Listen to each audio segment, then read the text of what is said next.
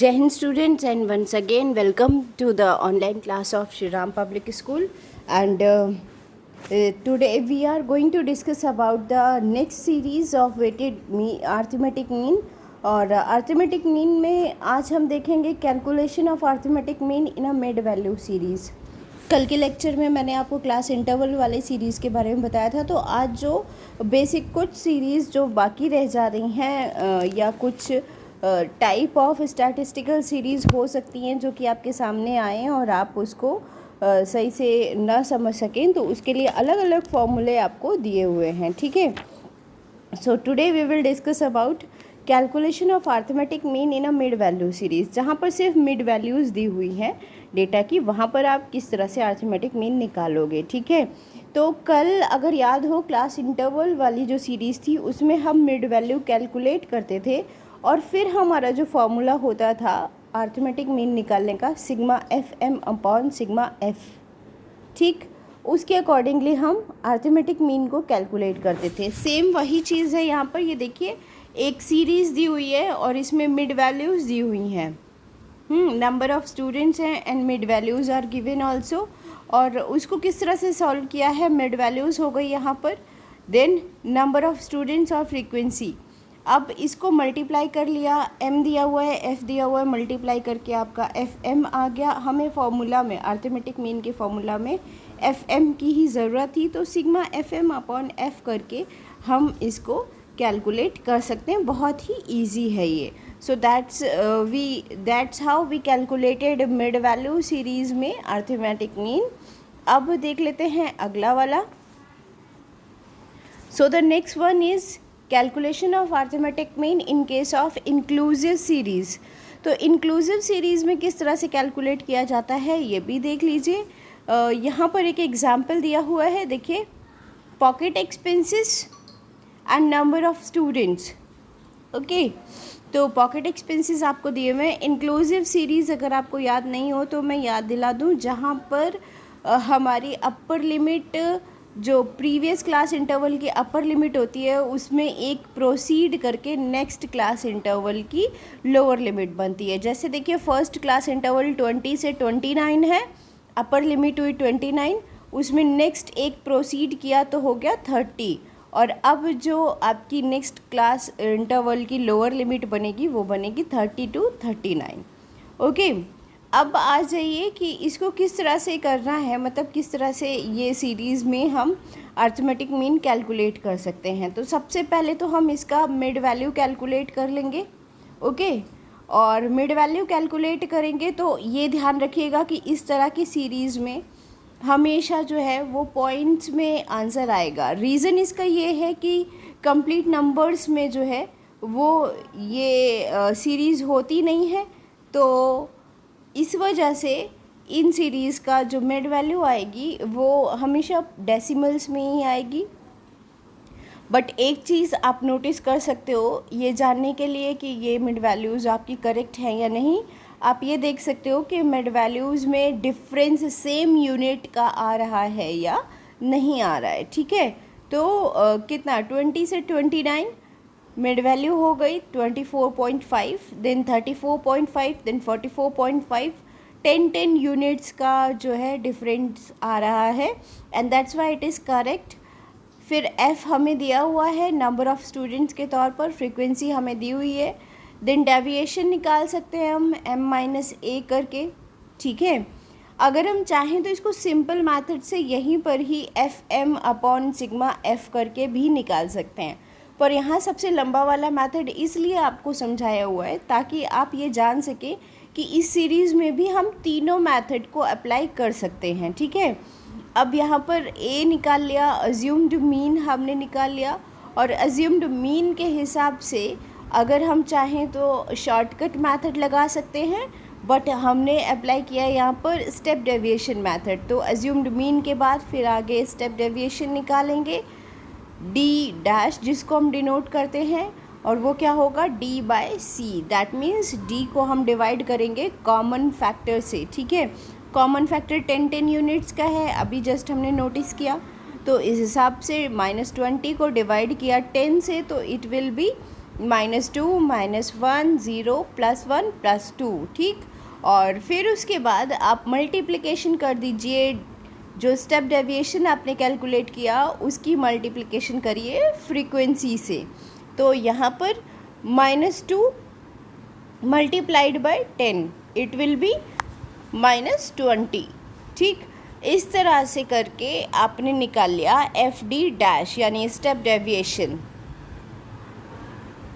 Okay, यहाँ पर ये step deviation frequency, step deviation FD' आपने कैलकुलेट कर लिया। And then we will put all the values in the related formula ये है आपका A + sigma FD' upon sigma F multiplied by common factor. तो A हमारा था 44.5 अज्यूम्ड मीन, ठीक है, या अज्यूम्ड एवरेज, ये आ गया।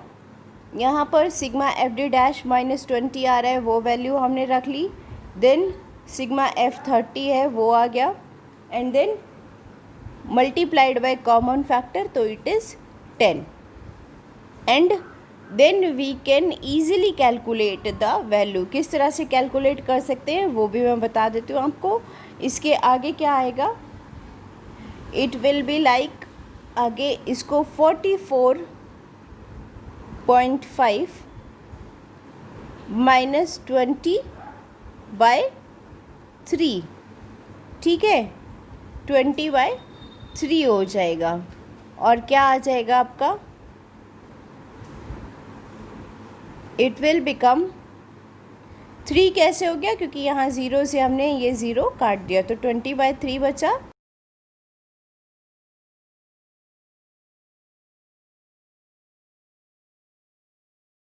.67, तो the answer will be 44.5 + 6.67। Okay, मैं यहाँ लिख देती हूँ 44.5 + 6.67। अब आंसर ऐड करके आप निकाल सकते हो, it will B 37.83। So this will be your answer, this will be your arithmetic mean for this inclusive series by step deviation method. Okay, now we will proceed on some next point, next topic की तरफ हम देखते हैं। तो calculation of corrected arithmetic mean. कई बार क्या होता है कि अर्थमेटिक मीन में कुछ रॉन्ग वैल्यूज़ को लेकर हम इनकरेक्ट अर्थमेटिक मीन, क्योंकि अगर वैल्यूज़ हमारी गलत आ गई हैं तो ऑब्वियसली जो मीन निकलेगा, जो अर्थमेटिक मीन निकलेगा वो भी रॉन्ग हो जाएगा। तो उस कंडीशन में क्या किया जाए, in that condition we will correct that arithmetic mean, ठीक है। और इसका एग्जाम्पल क्या है, इसका एग्जाम्पल आप देख सकते हो, इलस्ट्रेशन आपको एक एग्जाम्पल दिया हुआ है। Mean marks obtained by 100 student, 100 students का मीन मार्क्स दिया हुआ है और वो कितना दिया हुआ है 40, ठीक। यानी आपका n दिया हुआ है 100 और जो अर्थमेटिक मीन है वो है 40, ठीक। Later on it is found that one value was read as 83 instead of 53। बाद में ये पता चला कि जब हम कैलकुलेशन कर रहे थे तो गलती से 53 को हमने 83 पढ़ लिया, दैट मीन्स ज़्यादा पढ़ लिया, ठीक है, यानी ज़्यादा उसको समझ लिया और हमने रॉन्ग वैल्यू पुट कर दी। अब इसको करेक्ट करने का तरीका क्या है, so solution will be x पर bar equal to sigma x upon n। ये तो अर्थमेटिक मीन का डायरेक्ट मेथड का फॉर्मूला होता है। अब अगर आप इसको न्यूमेरिकली देखिए तो ये क्या हो जाएगा, इट विल बी लाइक, अगर आपका फॉर्मूला ये है x पर बार इक्वल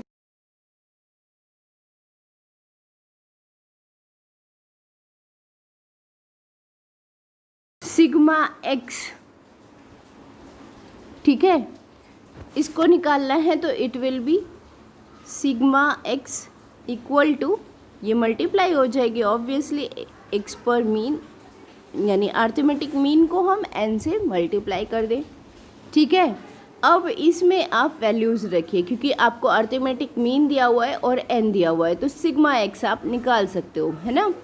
अब क्या है, इक्वल टू क्या हो जाएगा, अर्थमेटिक मीन आपको दिया हुआ है 40, क्वेश्चन में ही दिया हुआ था, और एन कितने स्टूडेंट्स का था, वो 100 स्टूडेंट्स का था। तो सिग्मा एक्स आपको निकल कर आ गया, it will be sigma X equal to what will be there, ये हो जाएगा आपका 4000, ओके 4000। अब आप देखो कि सिग्मा एक्स, लेकिन ये कौन सा वाला है, गलत वाला है, क्योंकि जो ये अर्थमेटिक मीन निकल कर आया ये भी रॉन्ग है आपका, क्योंकि रॉन्ग वैल्यू इनपुट हुई है। तो अब गलत वाला, जो रॉन्ग वाला जो आपका अर्थमेटिक मीन उसका एक्स का टोटल आया है वो है 4000, ठीक है। और इसमें ज़्यादा कितना है यहाँ पर देख लो आप, तो ज़्यादा कितना है 83 हमने लिया था, और 53 एग्जैक्टली होना चाहिए था। तो कितने यूनिट्स का डिफरेंस आया है, 30 यूनिट्स का, ठीक है। अब ये 30 यूनिट्स हम डायरेक्टली यहाँ पर माइनस भी कर सकते हैं, या फिर इस फॉर्मूले के हिसाब से भी आप जा सकते हो। क्या करोगे, sigma X plus correct value को ऐड कर दिया और इनकरेक्ट वैल्यू को माइनस कर दिया, ठीक है। तो आप इस तरीके से भी जा सकते हो। Now we will see for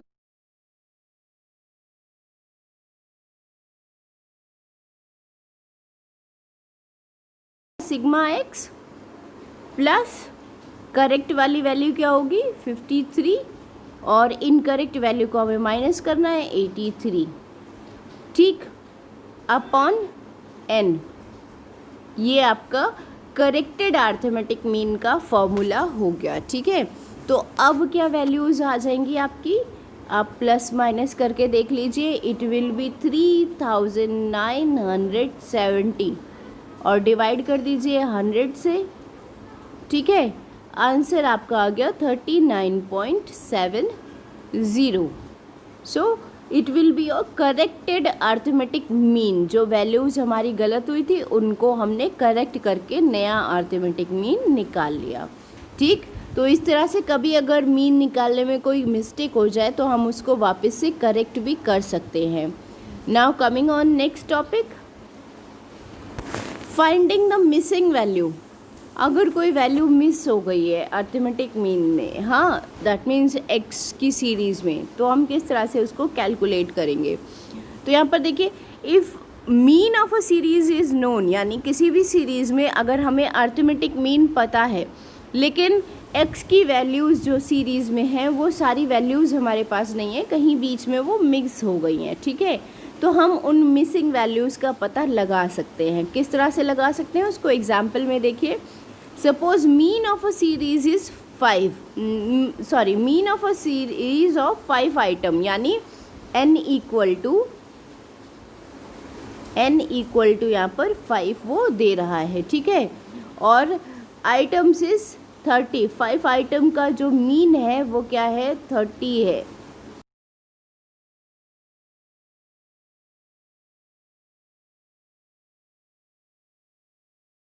एक वैल्यू मिसिंग है, ठीक है। तो अब हम मान लेते हैं कि जो मिसिंग वैल्यू है वो x5 है, x1 2 3 4 हमको दी हुई हैं, ठीक है। तो हमें निकालना है x5। अब हमें ये पता है कि x पर मतलब अर्थमेटिक मीन निकालने के लिए हम क्या करते हैं, x1 x2 x3 इस तरह से जितनी भी x की वैल्यूज़ हैं उनको ऐड करते हैं, सिग्मा x निकालते हैं, अपॉन n कर देते हैं, ठीक। तो इस तरह से हमने वैल्यूज़ रख दी। तो अब ये क्या हो जाएगा, x पर bar equal to 10 plus 15 plus 30 plus 35 plus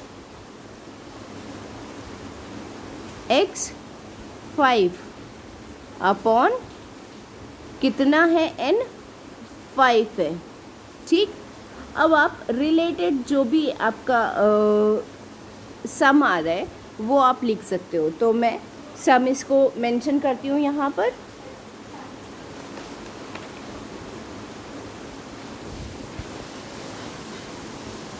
and it will become, इसको क्लियर करती हूँ मैं पहले, yes, it will become 90 plus x की वैल्यू हमें एक की पता नहीं थी तो x5 प्लस, ठीक है, और डिवाइड कर देंगे 5, तो हमें मिल क्या जाएगा, अर्थमेटिक मीन तो हमें गिवन है ना, अर्थमेटिक मीन कितना मिल जाएगा हमें, 35, सॉरी 35 नहीं, arithmetic mean is given here as 30.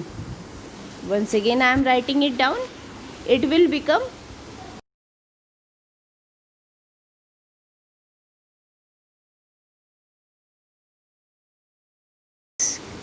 5/5. Formula ये है आपका, ठीक है, और अर्थमेटिक मीन आपको 30 दिया हुआ है.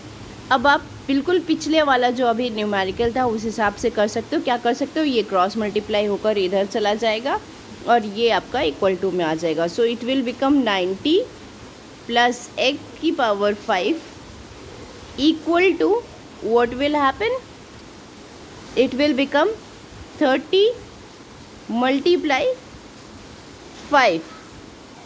Okay, so now what will be there, ये हो जाएगा आपका 90 प्लस x की power 5 equal to 150. Then x की power 5 equal to 150 minus 90 and you can get the answer now. It will be 60. ठीक है, अब आप चेक करना चाहें तो इसको चेक भी कर सकते हो. किस तरह से, 60 की वैल्यू आप यहाँ x5 के आइटम में रख लीजिए और अर्थमेटिक मीन कैलकुलेट कर लीजिए. अगर आपका अर्थमेटिक मीन 30 आ रहा है, दैट मीन्स आपने जो वैल्यू कैलकुलेट की है वो करेक्ट है. So that's how we learn about the missing parts of a series. ठीक है, और आज के लेक्चर के लिए बस इतना ही. Tomorrow we will come with some another topic, और कल का टॉपिक होगा हमारा वेटेड अर्थमेटिक मीन का, जहाँ पर हमें न्यूमेरिकल डाटा ना दिया हो बल्कि